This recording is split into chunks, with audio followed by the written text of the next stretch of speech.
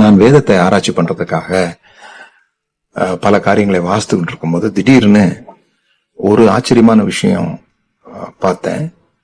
எருசலேமை சுற்றி அந்த காலங்கள்ல, இயேசு வாழ்ந்த காலங்கள்ல எருசலேமை சுற்றி கோழி வளர்ப்பதற்கு, கோழியோ சேவலோ வளர்ப்பதற்கு அனுமதி இல்லை.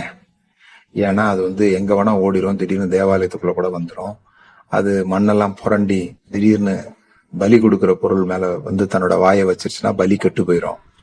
கோழி பரிசுத்தமானது, கோழி சாப்பிடலாம், கோழி அசுத்தமான மிருகம் கிடையாது. ஆனா அது கொத்திருச்சுன்னா பலி அசுத்தமாயிரும், கோழியை பிடிக்க முடியாம போயிடும்.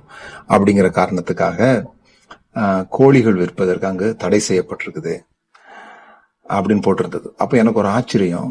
வேதாகமத்துல முக்கியமான பகுதி ஒண்ணு பேதுரு தன்னை மறுதலிப்பதை குறித்து இயேசு சொன்னது.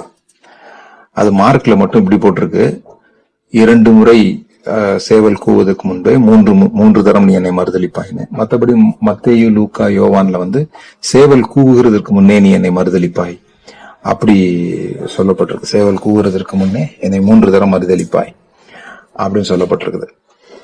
அப்போ சேவல் அங்க பக்கத்துல வளர்க்கப்படலைன்னா சேவல் கூவுறது எப்படி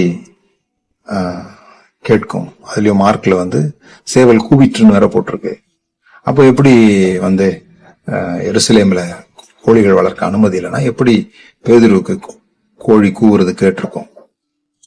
அதை நான் யோசிக்கும் போது, ஆமா, விடிகாலையில தான் சேவல் கூவணுன்ற அவசியம் இல்லை. சில சமயம் கோழி பயந்துருச்சுன்னா நடு இரவுல கூட கூவுற சத்தத்தை நான் கேட்டிருக்கிறேன்.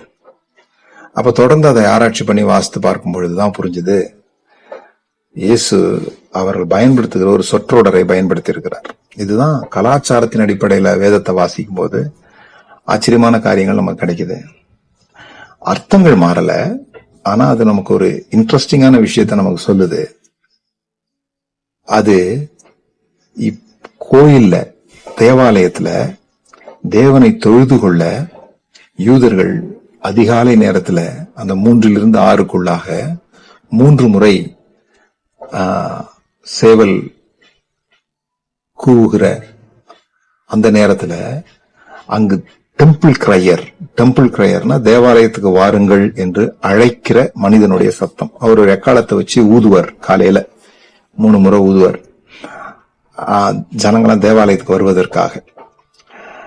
அதுதான் அந்த டெம்பிள் கிரையரை தான் இயேசு சொல்லியிருக்கிறார். அவர் 3 முறை தொழுது கொள்ள ஊதுவதற்கு முன்பாக நீ என்னை 2 முறை, அவர் 2 முறை ஊதுவதற்கு முன்பாக 3 முறை நீ என்னை மறுதலிப்பாய் அப்படின்னு இயேசு சொல்லியிருக்கிறார். அது ஒரு சேவலை அல்ல, ஒரு நபரை குறிக்கிற விஷயம். எது எப்படி இருந்தாலும் விடிவதற்கு முன்பாக நீ என்னை மறுதலித்து விடுவாய் என்பதுதான் அதனுடைய அர்த்தம்.